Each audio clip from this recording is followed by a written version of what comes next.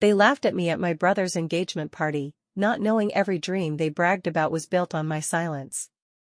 I almost didn't go. My older brother Daniel's engagement party was held in one of those upscale venues designed to quietly remind you who belonged, and who didn't. Soft gold lighting.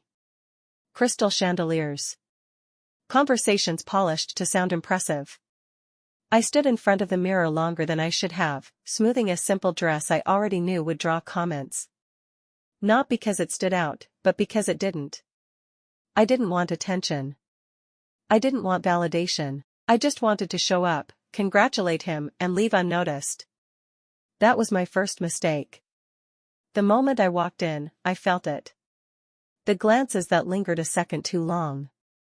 The whispers that stopped when I turned my head.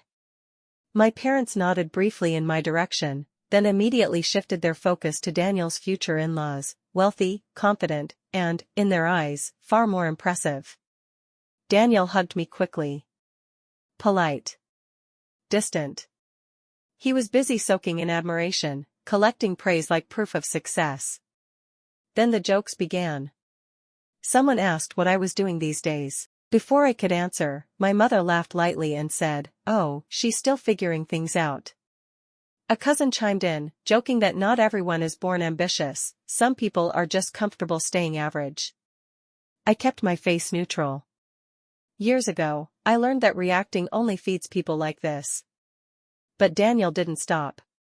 During a toast, glass raised high, he spoke proudly about how grateful he was to work for a real company with real leadership.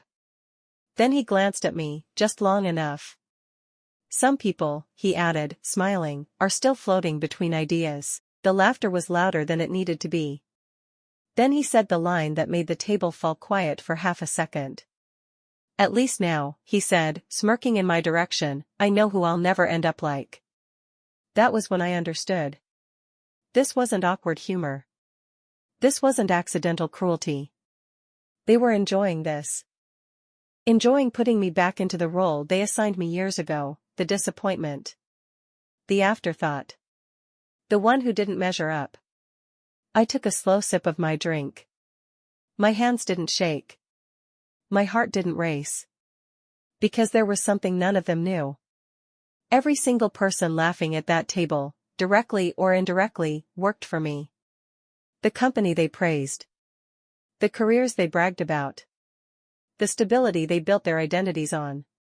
All of it traced back to my decisions. I hadn't planned to say anything that night. Truly. But silence is also a choice, and I knew too well what that choice cost. I stood up.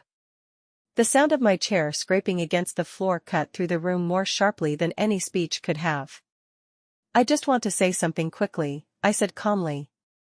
Not dramatic. Not emotional. That alone made people uneasy. "I'm genuinely happy for my brother," I continued. "An engagement is a milestone. Growth. Responsibility. Stability." I paused, letting those words hang. All things we've talked a lot about tonight.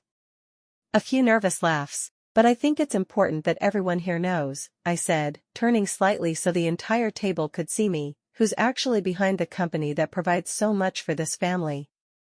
My father frowned. Daniel shifted in his seat. "The company you keep mentioning," I said evenly, "the one paying the mortgages, funding the vacations, and supporting the lifestyle everyone here is proud of, belongs to me." The silence was instant. My mother's face drained of color. My father stared at me as if I'd spoken a foreign language. Daniel laughed once. Sharp. Forced. "That's not funny," he said. "You work there. You don't own it." "I do work there," I nodded. "Because owners should understand every layer of their business. Payroll. Contracts. Expansion. Including the department you manage." My father stood halfway, then slowly sat back down. His hands were shaking. "You let us believe," my mother started. "I let you believe whatever you needed to believe," I said gently. "Because no matter what I did, it was never enough. So I stopped explaining." Daniel's expression shifted. Confusion gave way to something else. Fear. So all this time, he said quietly, you could have said something? I could have, I replied. But I wanted to see how you treated me when you thought I had nothing to offer. No one laughed.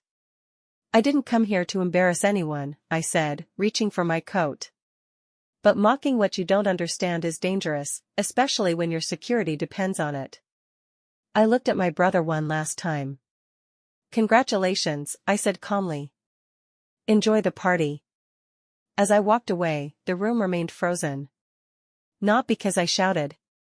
Not because I threatened anyone, but because, in one quiet moment, the roles they'd assigned for years collapsed. Sometimes the greatest mistake people make is underestimating the one who builds everything in silence.